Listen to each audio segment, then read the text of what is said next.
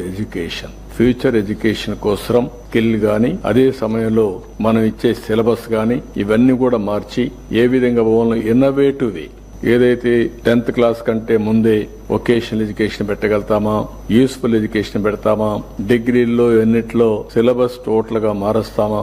ఈ మధ్య కాలం నేను ఐఐటి మొన్న మాట్లాడుతూ ఉంటే చెప్తున్నారు, flexible education not fixed education, 35 subjects, student choice. నీకు ఏ సెమిస్టర్ లో ఏం చేస్తావో దాన్ని బట్టి నువ్వు చేసుకో. అంటే దే ఆర్ ఆల్ ఆంటర్‌ప్రెన్యూర్స్ కావాలనుకున్న వాళ్ళు ఈ క్లాస్ రూము ఇదే సబ్జెక్ట్ చెప్తాం, ఇక్కడికే రావాలి, లేదంటే ఈ రోజు ఇదే ఫిక్స్డ్ సబ్జెక్ట్ అట్లా కాకుండా వాళ్ళు మోడలింగ్ చేశారు. చాయిస్ ఈ స్టూడెంట్ సెలెక్ట్ చేసుకుంటాడు. ఎప్పటికప్పుడు ఆ సెమిస్టర్ లో ఆ సబ్జెక్ట్స్ పాస్ అయ్యే పరిస్థితి వస్తుంది. ఇట్లా వేరియస్ ఇన్నోవేటివ్ ఐడియాస్ వస్తున్నాయి. దానికి కూడా మనం శ్రీకారం చుడతాం.